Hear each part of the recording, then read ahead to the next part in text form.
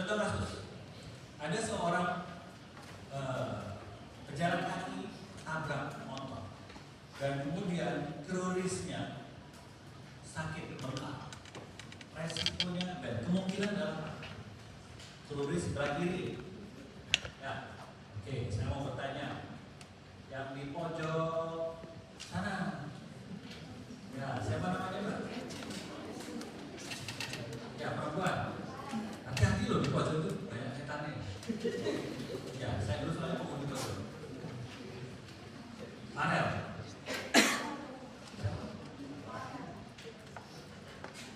Farel.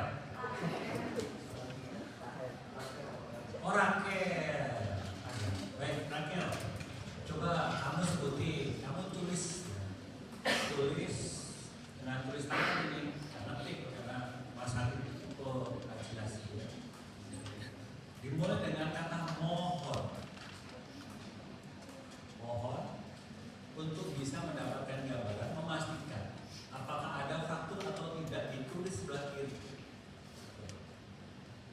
Yang keras.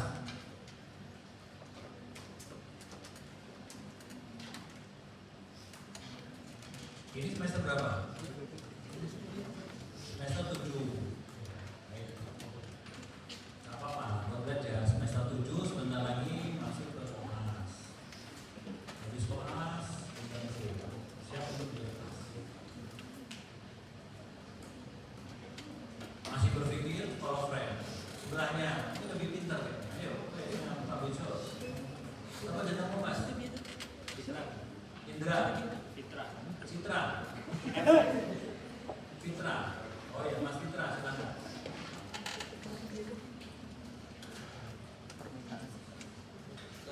Gimana? Ini foto ini loh, terorisnya curiga patah, ada yang retak, ada patah, tapi harus memastikan dengan tulisan foto ronsen. Jadi mintanya gimana? Kata-kata yang kamu tulis gimana di kertas permintaan?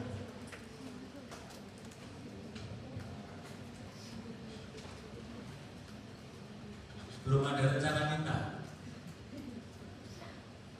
Oke, pojok kanan sekarang. Kita pindah sekarang. Siapa namanya yang pojok kanan? Salahkan dulu pojok kanan. Ya. Cara minta. Yang minta. Yang keras, diri boleh. Cantik kan? Memang cantik benar ya. Senyum dong Mas. Jadi apa permintaannya, tulisannya apa?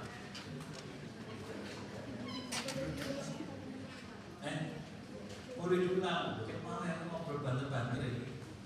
Perhatian ya. Jadi kamu jaga reaksi. Waduh ini. Kamu jaga reaksi, kamu nutup reaksinya. Ya. Terus ada orang kecelakaan. Teroris kirinya curiga patah.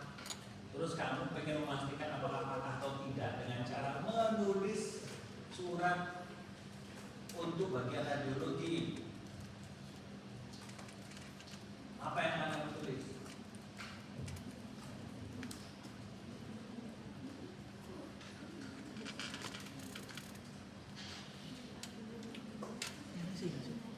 Ngawur aja.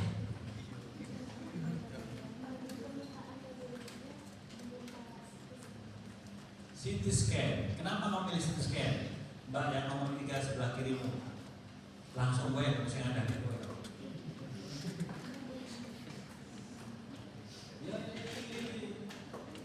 Saya ada di mana kok?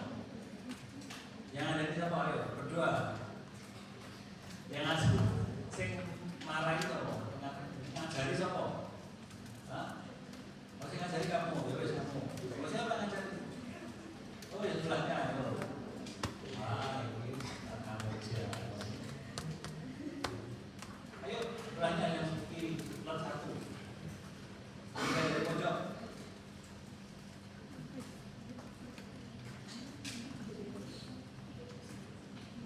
Ada yang mau bantu? Ada? Malu ya? Gimana?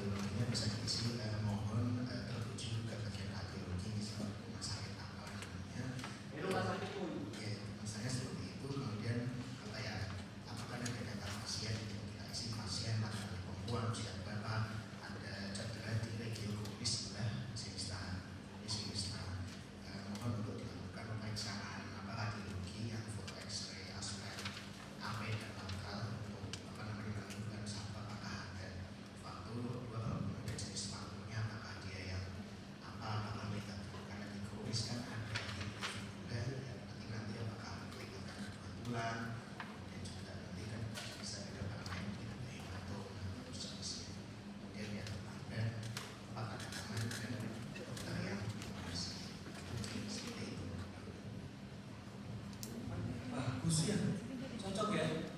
Jadi dosen ya. Prof Raka. Tepuk tangan dulu. Tapi pertanyaan muncul lagi. Kenapa kamu butuh AP dan lateral untuk pasien ini?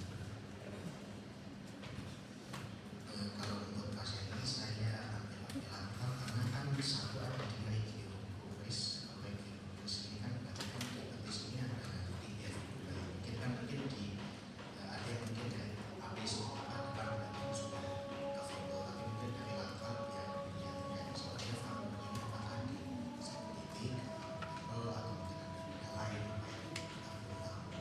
Mungkin yang aku saya ada yang saya tahu, tapi sebenarnya bisa ada atau ada faktornya single people lain dan lain sebagainya itu bisa ditemukan mungkin seperti itu. Oke, kita dengarkan baca dulu ya.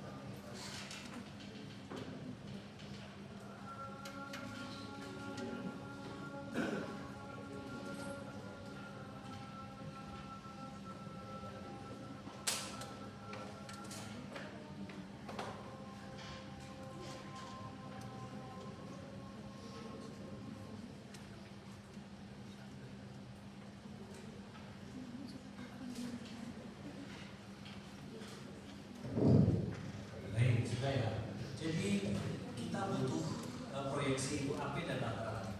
Anda masih ingat ya pelajaran apa ya? Geometri yang kita punya koordinat X, Y, dan Z. Sebuah benda itu ketahuan dia terletak di mana dalam ruangan. Itu kalau punya koordinat X, Y, dan Z. Ya. Kalau kita cuma punya foto satu, maka kita cuma punya koordinat X dan Y. Jantung akan superposisi dengan tulang belakang, betul nggak? Nah, untuk mengetahui apakah jantung di depan, tulang belakang di belakang, Anda harus punya foto satu lagi yaitu dari lateral. Betul? Sama dengan kalau ditulis. Tulis untuk bisa membedakan mana yang media, mana yang lateral, maka butuh foto yang pakai view tadi. Tapi kalau pengen tahu depan dan belakangnya, maka butuh foto yang lateral view. Makanya butuh 2 foto. Untuk tulang-tulang panjang, ingat, tidak berlaku untuk manus dan pedis. Untuk manus dan pedis, maka foto 2 posisinya ini adalah AP dan oblik. Ya, kalau kamu dengar biasa, itu nggak boleh untuk luka di manus, tangan, atau pedis. Terus kemudian Anda mintanya AP dan lateral, nggak boleh. Karena dia akan lateral begini ya, dari situ ya, Mas. Dari situ lateral, jari 2 dengan jari 4 nggak bisa dibedain. Kelihatan 1, karena Anda dapat objek AP dan objek dari sini. Ini bisa kita. Nah, pedis juga. Kita butuh yang namanya clue atau landmark. Di mana kalau di kruris medial itu tulang tibia atau fibula. Tibia itu letaknya medial atau lateral pada kruris. Mas, tanya, pada krurismu os tibia itu letaknya medial atau lateral?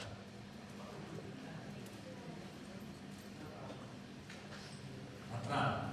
Menurut Mas Toto, menurut Toto, tibia letaknya lateral pada kruris. Siapa yang setuju ngaco? Sudah masih ngaco. Ini kita sudah percaya apa itu?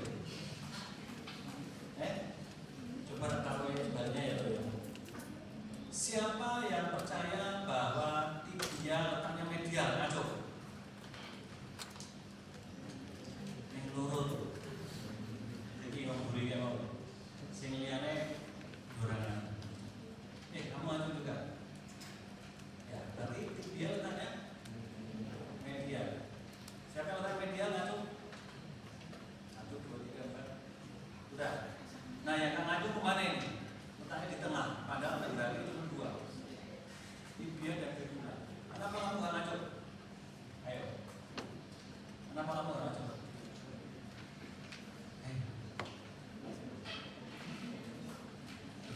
Kenapa nggak tahu letaknya lateral medial atau gimana kok ngaco? Iya. Kok nggak ngaco? Timbul.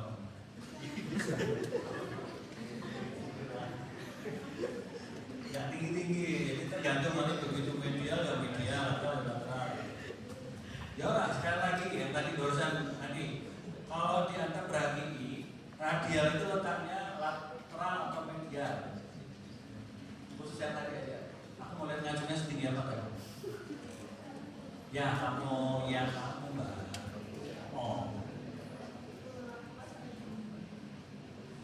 Os radius di antara brachii itu letaknya lateral atau medial.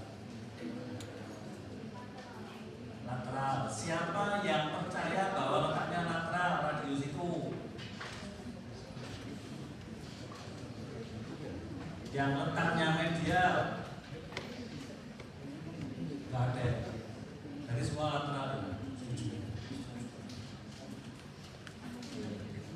Jadi ini adalah permainan radiologi adalah anatomi. Kita menghafal anatomi dengan baik, sama seperti kalian menghafal rumah Anda atau kamar Anda. Letaknya gitar saya itu ada di sana, letaknya tempat pensil saya ada di sana. Seperti itu. Dengan cara seperti itu, Anda tidak akan kesulitan dan tidak akan tersesat pada saat menangani pasien. Ya, jadi tidak ada tuh yang namanya malpraktek di mana orang dengan sakit kaki kanannya jadi kepotong kirinya. Anda harus hati-hati karena kita bergerak dengan jasa manusia. Ya, jadi harus tepat dan pas. Ya. Next, kita sekarang harus next. Apa sih sebenarnya pada saat kita mau meminta untuk radiologi? Kita tahu ya bahwa meminta radiologi biasanya Anda harus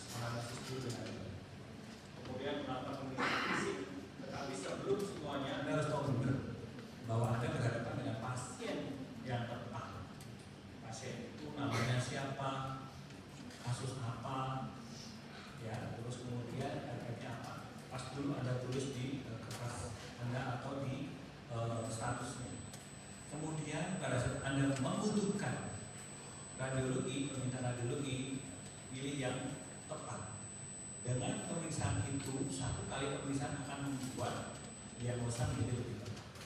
Jadi harus mengisi dengan detail.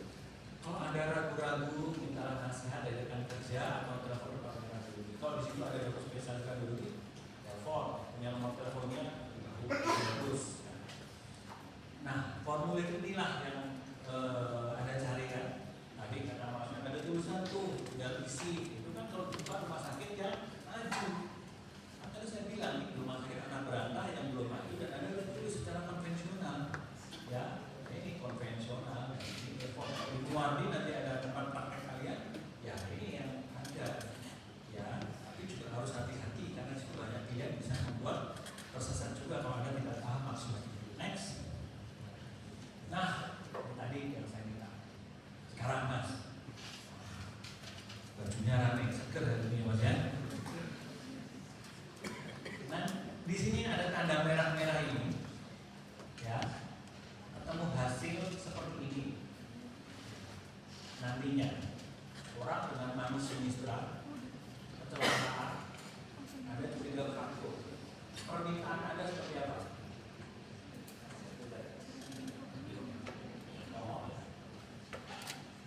Mohon pemeriksaan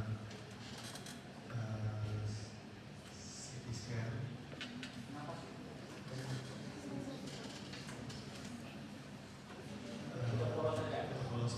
Polos, nanti setelah koreksi AP dan komplit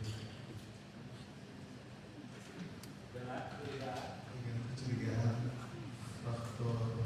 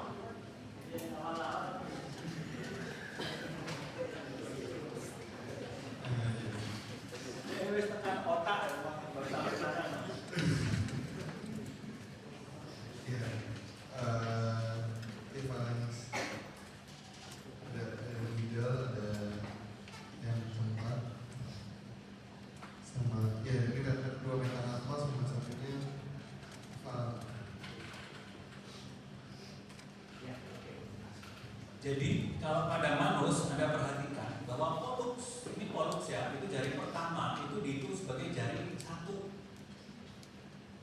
ya, dan dia bersisian dengan radius, os radius. Ingat, os radius tadi di lateral atau medial? Lateral. Masih ingat kan posisi anatomi dari manusia? Ya begini ya. Nah, ini di lateral. Ini polux 1, 2, ya digitis 2, digitis 3, 4, dan 5. Semua jari mempunyai 3 falans, kecuali polux yang hanya mempunyai 2 falans, yaitu falang proksimal dan falang distal. Sementara 3 jari yang 4 jari yang lain punya falang proksimal, falang medial, dan falang distal. Distal, medial, dan proksimal. Sementara ini adalah os metakarpal. Metakarpal 1, 2, 3, 4, dan 5. Kalau kita mau bilang ini di pas di tengah, ini shaft atau sepertiga media. Kalau ini ada di ujung, namanya apex atau sepertiga distal. Kalau dia di pangkal, ini sepertiga proksimal atau base. Nah, kalau ini kita bilang fraktur shaft os metakarpal 1. Kalau yang ini ujung kan ke atas itu apex os metakarpal 4. Kalau yang ini namanya di shaft juga shaft os falang media di gigi 3. Gitu ya. Di jari di pedis juga begitu ya, di polux itu jempol. Itu bagian media. Nah, ini dikatakan sama mbaknya, yang media itu berarti sisi dengan si tibia. Itu nomor 1. mempunyai 2 falanks, yaitu falanks proksimal dan distal, sementara 3 jari yang lain punya 3. Next. Nah, kalau pada kepala ini kita memintanya biasanya gantung sih ya. Kalau yang paling bagus berkaitan dengan kepala ini adalah CT scan. Tapi masalahnya kita kadang berhubungan dengan BPJS bukan? Ya, dilarang dulu yang mahal-mahal. Kenapa nggak lewat ronsen AP, cranium AP dan lateral view? Tapi AP dan lateral view itu seringkali superposisi. Coba bayangin, nah yang gambar orang kepala ada nggak? Di bagian belakang ya. Coba, apa? Superposisi aja dulu. Bagian cranium AP dan lateral kita akan meloncat supaya mereka punya pemahaman bagaimana untuk cranium itu sulit untuk menginterpretasikan karena ini. Tidak. Kalau saya tunjuk ini, saya tunjuk os frontal atau os occipital. Ya dua-duanya. Karena dia superposisi di bagian depan dan belakang, ya betul. Kalau saya tunjuk begini, apakah saya menunjuk os parietal kanan atau kiri? Belakang. Ya. Jadi kalau ada luka yang begini ini ada fisur, ada lusen, ini ada fraktur. Punya kanan atau kiri? Nggak tahu.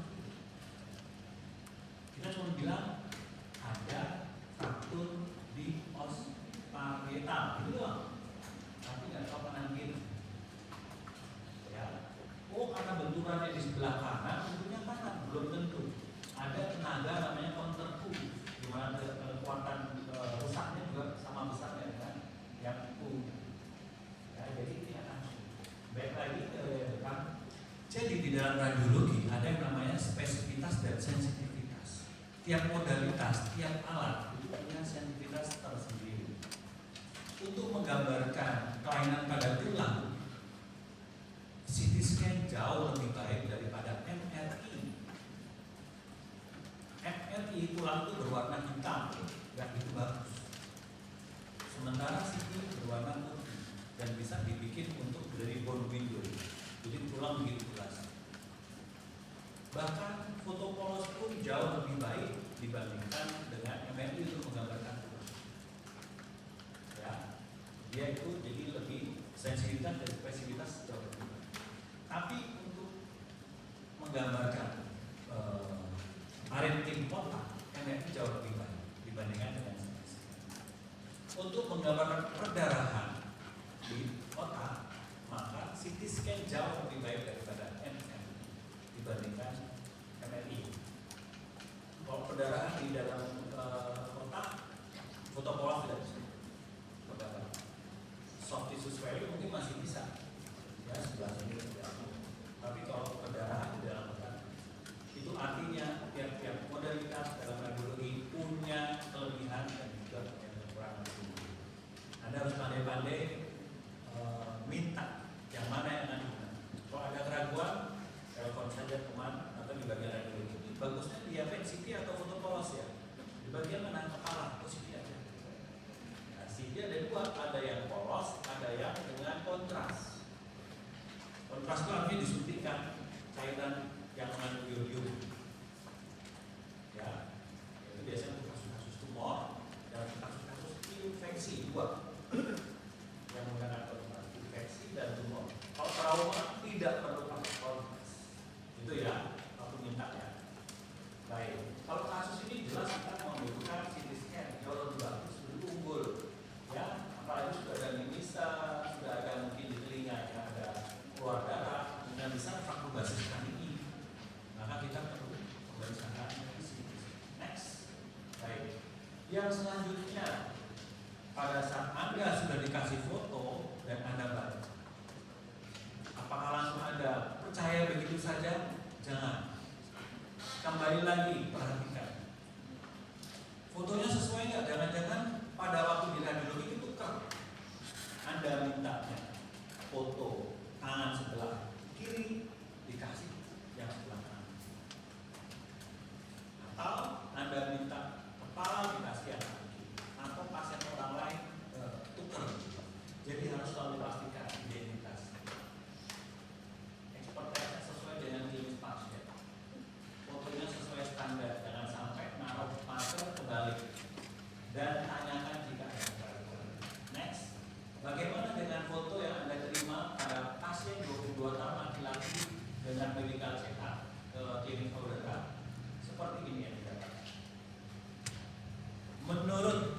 Anda.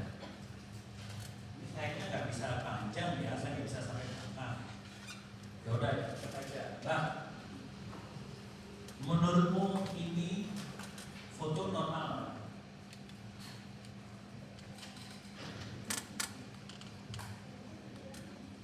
Mungkin enggak. Kenapa? Komunikasi.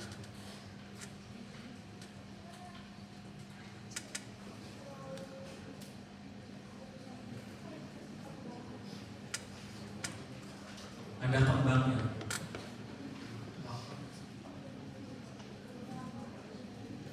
Warnanya terlalu hitam maksudnya. Enggak tahu.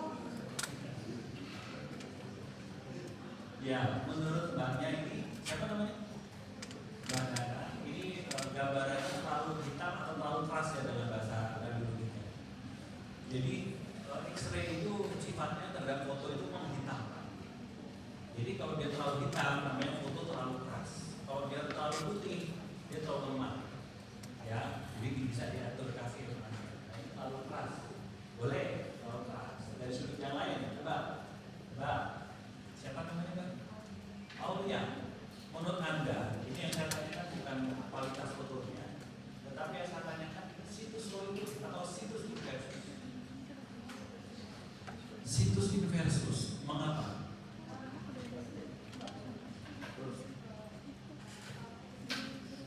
Ya, menurut Aulia bahwa situs inversus adalah terbalik.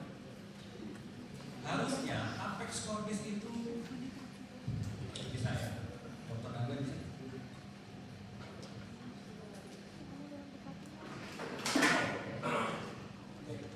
Harusnya yang namanya normal itu apex cordisnya ada di sini. Kemudian magen belas atau udara lambungnya juga ada di sini, betul. Yang di sini adalah liver sebelah kanan. Ya, ini terbalik situs inversus. Tapi Anda lupa. Di sini apa ini?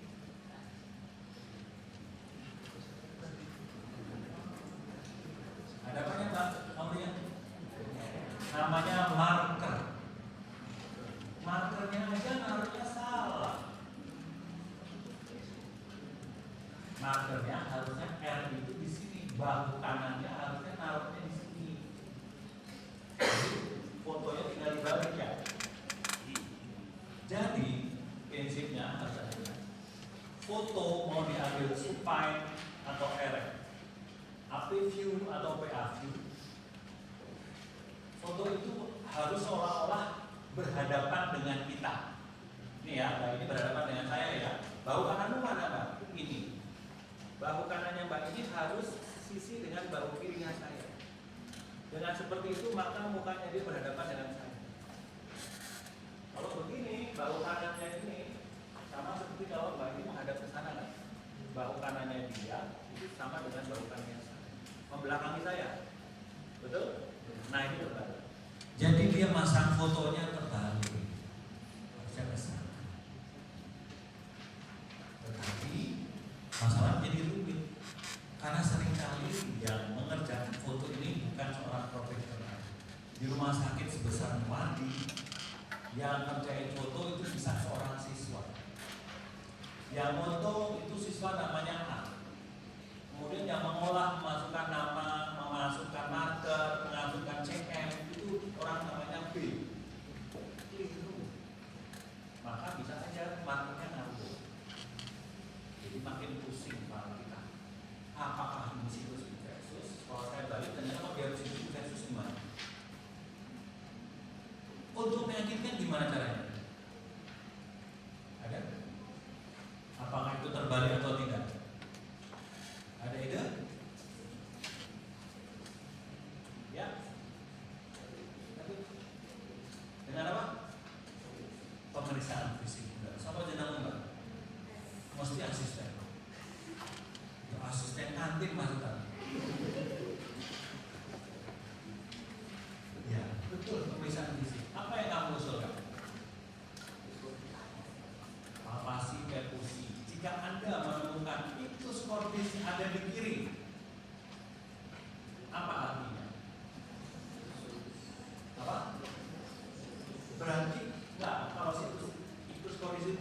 suara terkeras jantung ada di kiri. Berarti normal. Situs solitus. Kalau situs solitus pasien itu situs solitus, berarti foto ini terbalik. Ingat ya. Jadi kembali lagi, Bapak, hati-hati kalau kamu terima foto ronsen. Dicek lagi dengan klinisnya pasien, dengan pemeriksaan fisiknya pasien, benar-benar. Karena kejadian situs inversus itu satu di antara 1 juta. Dikit banget, very rare. Very rare. Ya, next. Nah, kalau pasien ini jelas, Anda periksa, ada meteorismus, pasien tidak ratus, sakit perut, ada palpasi dia embung, ya suara sonor, dan ternyata setelah difoto abdomen dan posisi munculnya adalah uterus. Ada sumbatan. Orang yang seperti ini itu tekan tinggi semua bawah obstan. Gimana? Khusus halus dari di atas 3 cm. Ya, dan ada level, ya, ada inflamasi good, ya, di dalam volumen. Oke, sesuaikan. Maka kita sarankan kepada Anda. Next, baik. Kita masuk ke sentral nervosum sistem saraf pusat. Di mana saraf pusat ini bisa radiologinya biasanya MRI, CT, dan fotopolos. Tapi tergantung apa yang kasusnya. Kalau kasus trauma ya saya jelas pilih CT kalau ada CT. Ya, kalau tidak ada biasa ada yang fotopolos atau next. Nah, itu sehingga kesadarannya kita selalu pakai GPS ini ya. Kalau dia itu severe, maka kemungkinan besar akan ada gangguan berat di dalam kepala, entah buku C yang besar, entah ada faktor basis tadi yang menyebabkan penekanan pada parentis. Next, ini definisinya ya, bahwa cedera ini bisa vokal atau difus, vokal oleh karena suatu benda yang kecil bisa balet atau difus benturan yang keras. Next, cederanya kita bisa bagi dalam ringan sedang berat. Ini mungkin pencitraannya normal. Anda nggak bisa lihat CT scan-nya.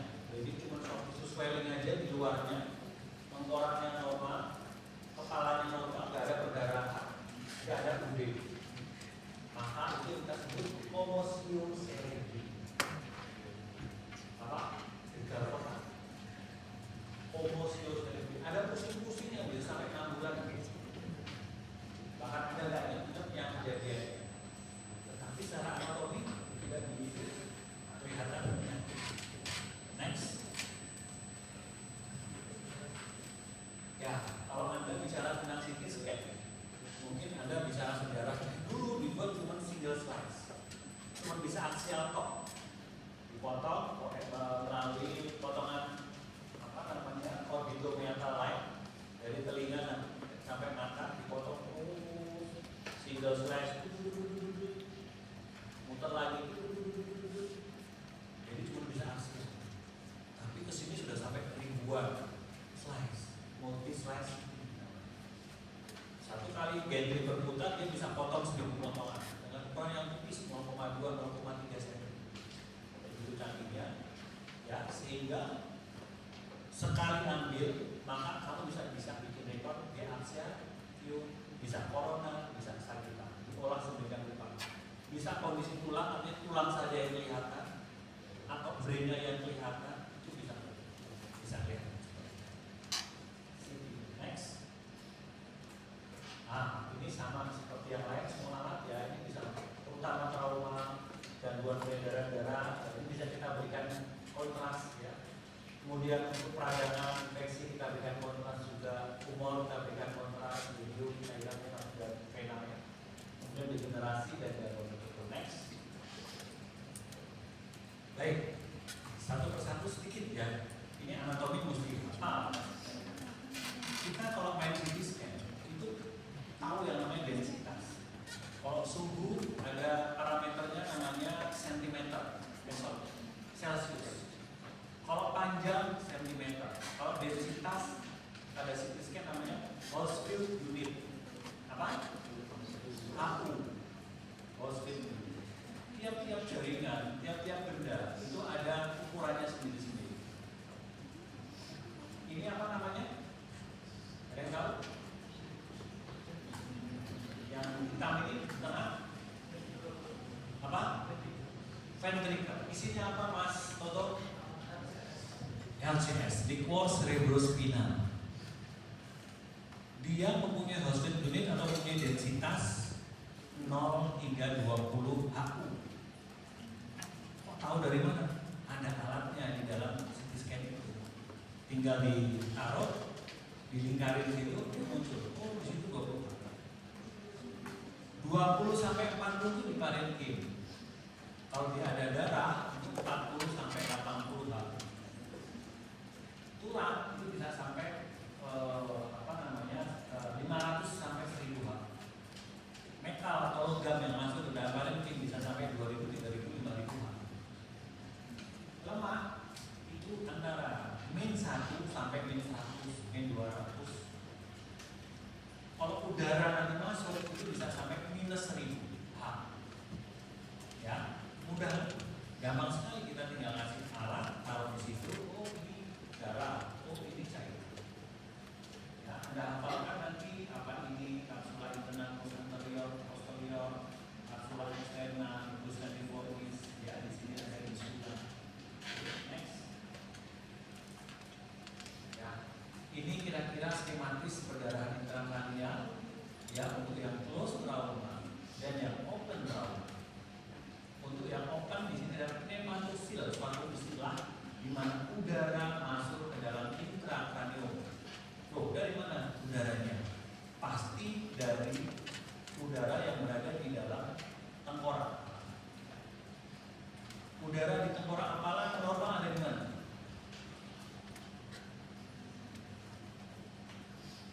Harusnya nggak ada, beneran.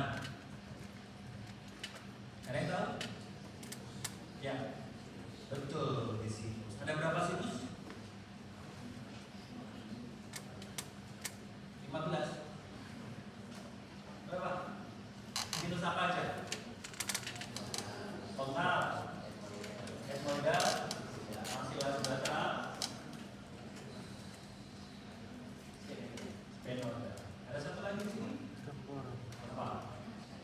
Mastoid. Kalau salah satu pecah, ya, discontinuity udara keluar masuk ke dalam otak. Nah, sudah muncul pneumosid. Ya, nah, ini dipres apabila tulangnya masuk ke dalam tengkorak kepala, ya, atau menjadi unit dan herniasi. Jadi masanya keluar dari tulang tengkorak. Nah, ini jenis pendarahan nanti ada di dalam yang kita pelajari next. Ini mungkin mengingat saja ya. Anda sudah dapat materi kuliah seperti ini kan sebelumnya ya. Ini menggunakan. Nah, contohnya seperti ini. Warna putih di sini tadinya nggak ada, tapi di sini kita atur 40 HU, 50 HU, sampai 80 HU. Ini pasti darah. Tapi dari bentuknya ya yang saya bilang sabit atau orang bilang kayak pisang. Terus kemudian ada di tepi, ini adalah subdural hematoma. Ya, di sini ada udara, betul? Hitam. Nah, pasti ada sesuatu yang pecah di kelompok ini kontra atau di tempat yang lain. Ini kita lihat garis tengahnya bergeser. Ini pusing luar biasa. Ada pinggir juga. Ini ada mid tension, ada herniasi subfasciatus. Next. Nah, ini menjadi perdarahan pada SDH itu di vein-nya itu namanya perdarahan di bawah dural. Nah, dural atau next.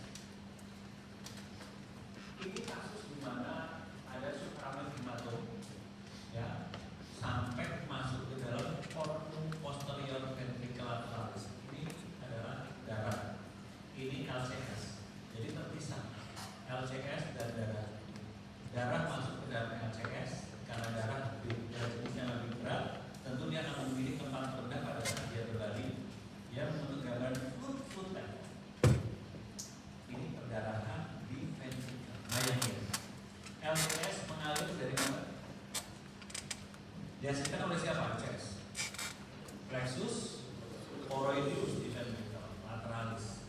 Kemudian mengalir ke ventricle tertius melalui foramen modrum, kemudian masuk ke ductus aqueductus silvii ke foramen quartus, kemudian dia keluar melalui 3 lubang.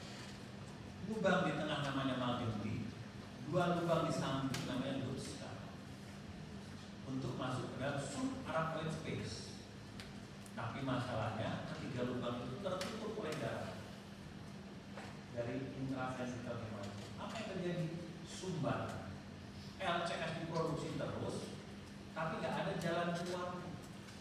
Maka terjadi hidrocephalus obstructus. Sakit kepala ketika maka dokter bedah saraf akan memasukkan kateter dari sini menuju ke ventricle lateralis foramen posterior yang disebut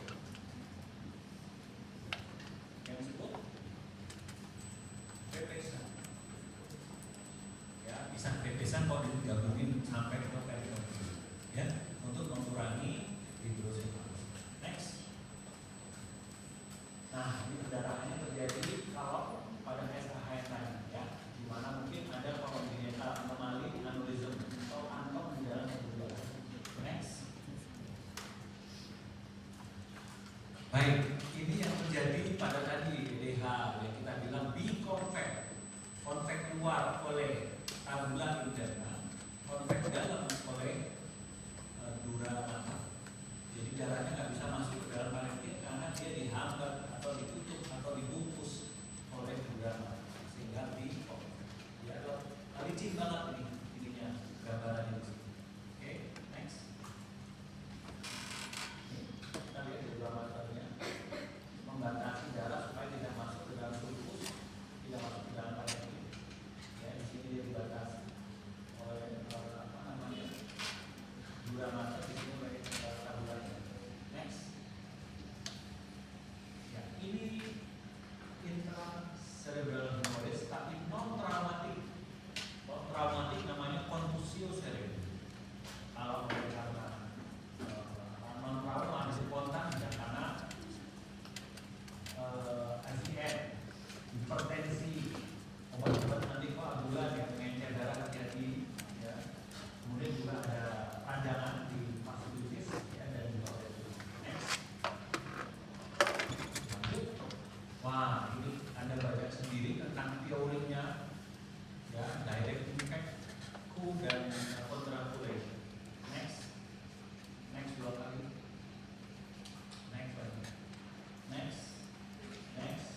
Ya, yang tadi ya, kita lihat seperti itu, ya. Next satu kali. Ini kita lihat. Pada axial view jelas kelihatan ada soft tissue swelling di temporal region, sinistra, dan juga ada discontinuity atau fraktur dari os temporal kiri, kemudian sampai mastoid dan pas petrosum os temporal kiri. Ya.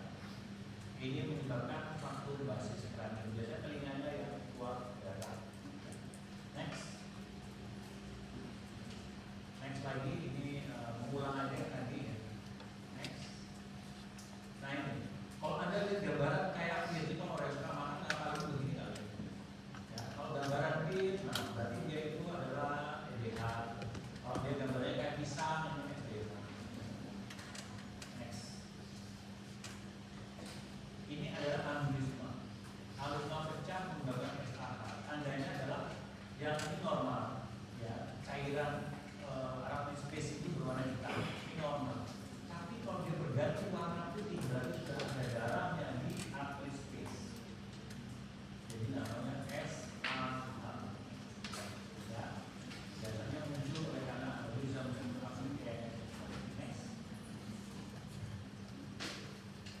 Ya, ini CH. Ya, muncul kalau dia berdekat dengan ventricle, dia bahkan masuk menjadi defect juga.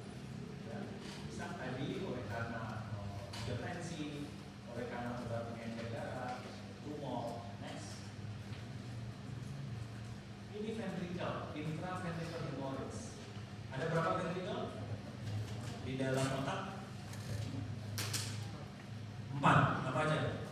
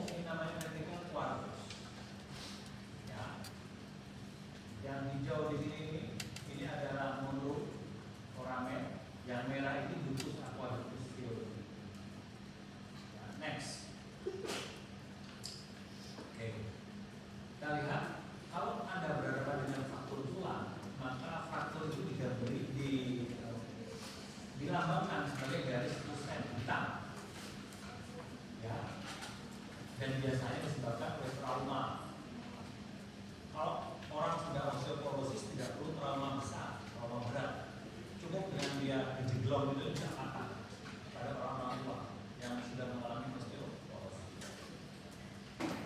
Nah, trauma ini bisa disebabkan karena eksternal benturan dari luar atau dirinya sendiri tadi, kayak benturan kecil, yang seleo, bisa patah, karena memang sudah ada patologis kondisi. Next. Kalau Anda punya ingin satu foto, maka minimal kamu harus punya foto kedua yang saling tegak lurus. Kayak tadi, AP dan lateral, AP dan oblik itu khusus untuk manus dan pelvis. Ya, kalau tulang-tulang panjang AP dan lateral. Manus dan pelvis untuk yang biasanya anatomi dalam radiologi dibagi tulang panjang itu dibagi 3. Sepertiga proksimal, medial, dan distal. Next. Hati-hati kalau Anda berhadapan dengan fraktur, ini adalah suatu komplikasi yang bisa terjadi. Osteomielitis terjadi pada kasus-kasus yang tidak bersih, luka terbuka. Anda sebagai triase bertanggung jawab untuk biasanya ngurusin lukanya, luka robek, luka lecet, Anda bersih. Kalau luka robek mungkin dengan perawatan luka tidak perlu jadi. Tapi kalau luka robek harus dengan jaringan. Penanganan luka di wajah dan bukan wajah tentu berbeda ya. Kalau di wajah ada golden period berapa jam? Anda boleh jahit di wajah. Kalau lukanya nggak boleh lebih dari berapa jam?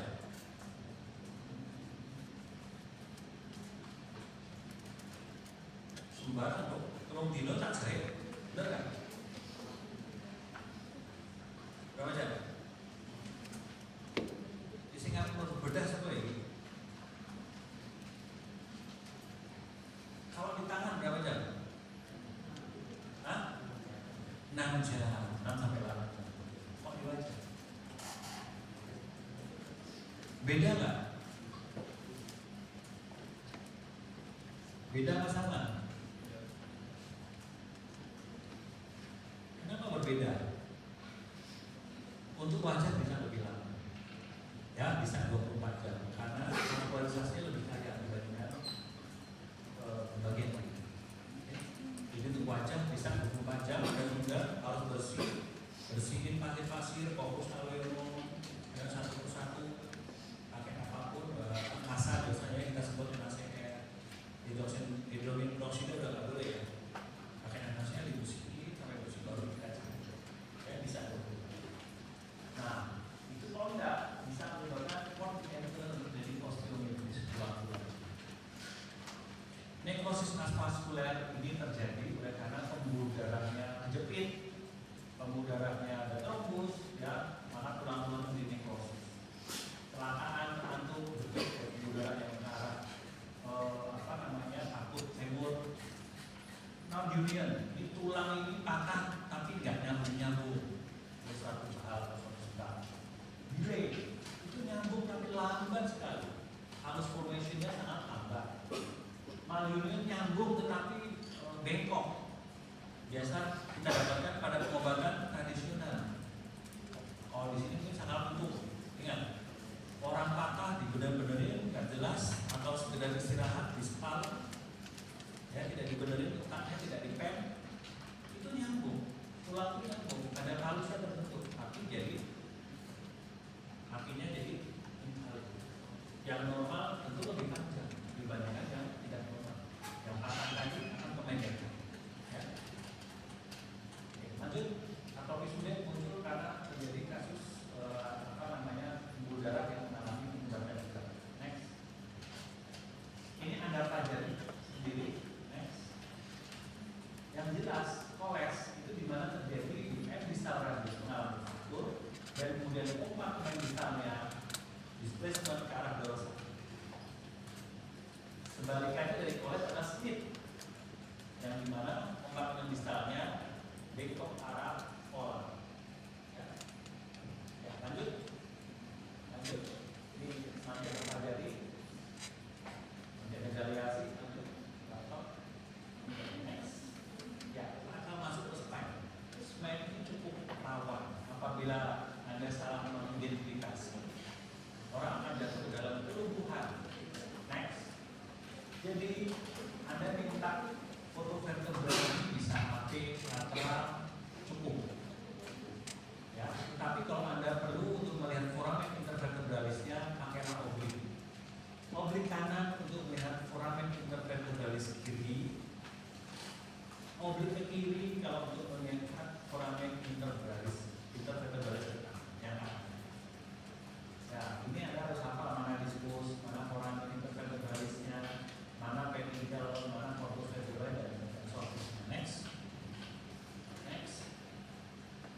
Ya, ini nanti kita bicara tentang histesis ya, di mana pergeseran antar tulang tidak membentuk suatu garis yang baik.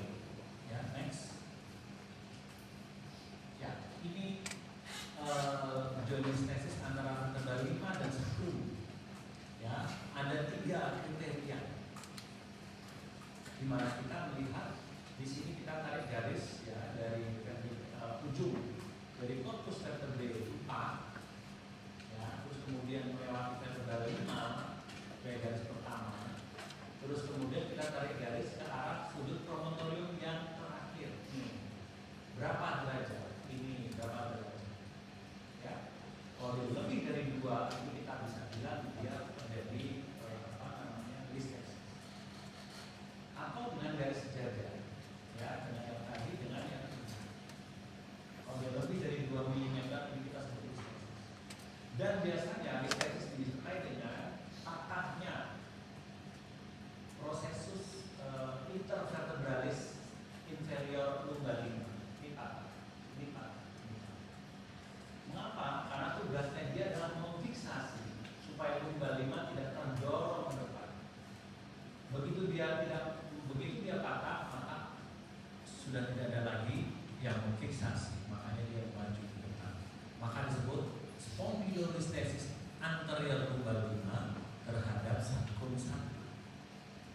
Ya, kriterianya tadi ini 1, 2, 3, dan 4. Next, this Parkinson. Nah, ini pada glenohumeral joint di mana terjadi dislokasi ini sering kali terjadi. Orang main bola jatuh miring, kemudian jadi nggak bisa digerakkan, ya, curiga kita akan dislokasi, minta foto solid. Ya, terjadi seperti ini. Paling sering adalah dislokasi anterior, ya, di mana kaput humerusnya terdorong ke depan dari glenoid fossa. Sementara ini lebih sulit kejadiannya ke belakang itu, makanya dia jalan, ya, dislokasi atau next. Ya, jadi kelentungan ataupun faktura dari spine itu tidak lurus kayak tiang listrik ya. Jalannya tegak kayak tentara, bukan berarti tulang belakangnya tegak lurus, tetapi dia berkelok-kelok seperti ini, tergantung usia, ya. Semi lordotik pada cervical, semi hipotik pada punggung, semi lordotik lagi pada lumbar, dan satu kembali semi hipotik. Ya, next. Ini bagian-bagiannya ada harus apa? Ini corpus, ini pedicle, ini lamina, ini prosesus spinosus, ya, ini prosesus transversus yang kanan kiri. Ini yang tadi saya bilang, yang ke bawah dan ke depan, ke atas, yang ke atas namanya prosesus intervertebralis superior dan prosesus intervertebralis inferior. Ya, next. Ini ya. Next, ini tulang belakang. Nanti dipelajari sendiri, memang agak rumit, tapi itu menarik. Next, kita langsung masuk saja.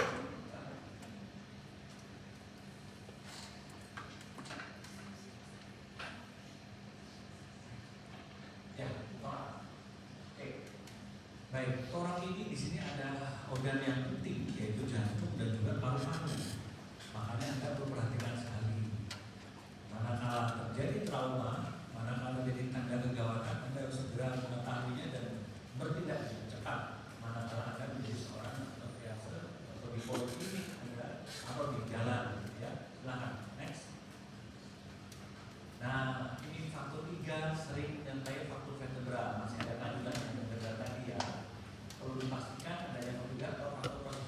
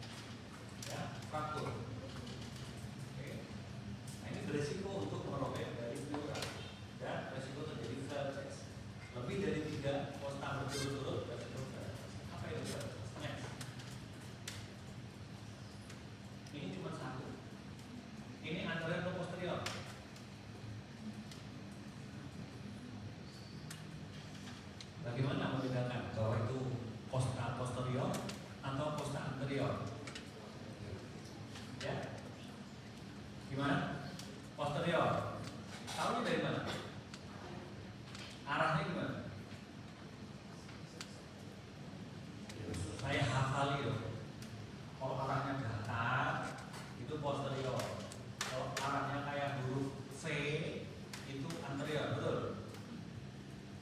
Ya, boleh. Itu namanya tinten. Oh, yang awan itu dong, masih hujan ya, benar ya? Sama kan analoginya. Padahal si awan cuma lewat doang. Nggak jadi hujan. Tapi yang lebih penting adalah kalau Anda lihat anatominya, semua vertebra posterior pasti menempel dengan tulang belakang atau corpus vertebrae. Ya. Nempel. Tapi yang ini tidak selalu nempel. 1 sampai 6 nempel dengan mandibular sternum, 7 sampai 10 itu arcus poste, 11 dan 12 bahkan tidak kemana-mana. Ya, ini posterior. Next. Nah, ini tidak ada faktor post. Jadi kemungkinan besar ini adalah spontan. Ya, robek spontan dan udara berkumpul di situ. Ini adalah tension motor. Kalau Anda perhatikan kembali bahwa paru-parunya opasitas ya, di sini full. Kemudian dia ada tumor. Tumor inilah yang robek pleural dan kemudian udara keluar dari dalam. Mengisi terus ya sampai dia kolaps. Makin bocor, makin sempit, makin menekan paru-paru, ya, artinya terdesak nanti intestin untuk geser ke sini, sesak dan bisa nafas tidak efektif. Jadilah kematian. Next. Yang seperti itu harusnya segera dipasang ini. Apa ini? Water seal drainage. Untuk mengurangi tekanan udara. Terpasang juga di sini central venous catheter yang untuk ke vena cava superior. Next. Ini cerita lain lagi di mana trauma kena tulang kartilage dari trakea pecah, udara dari saluran nafas keluar ke bawah dulu dan di pneumonia. Ini disebut pneumonia. Next. Abdomen. Benturan. Ya, naik motor biasa aja, kena sekam, kena petir, ya, dimana kita tahu ada bagian-bagian di sini disebut epigastrium, ya, subsipoid, ada perikardium, kemudian ada kamar keluarga, ada pleura, supremi, hepatorenal, ada kidney, di bawah sini ada vesika, di sini ada pleura, supremi sama, ada renal, supremi.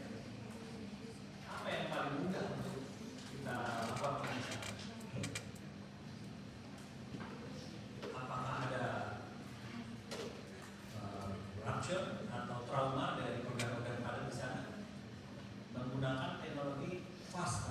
Apa itu FAST? Focus Assessment with Sonography. Jadi pakai USG. Mudah sekali. Next, kita lihat gambarannya. Normalnya, ya, bahwa antara ginjal dan liver itu tidak ada batas sama sekali. Ya, garis putih ini adalah kapsul dari si ginjal. Ini udah liver. Ini diafragma. Cairan atau darah itu warnanya hitam. Di sini tidak ada warna hitam. Next. Tadi adalah negatif fase yang negatif. Ini adalah fase yang positif, di mana antara ginjal dan liver ada resi berwarna hitam. Inilah darah.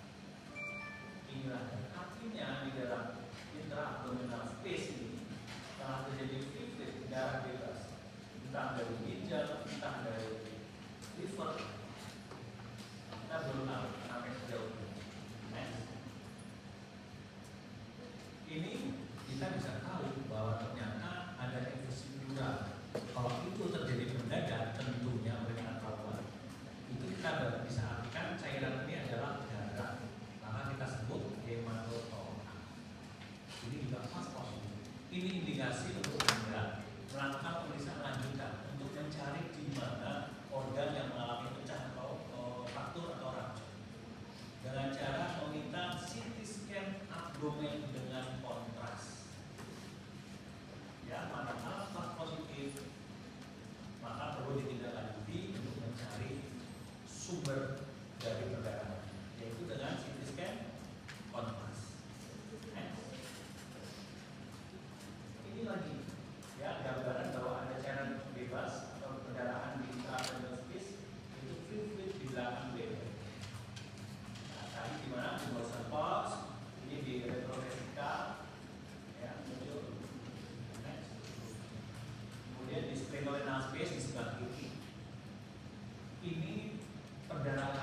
ada di Perikaju.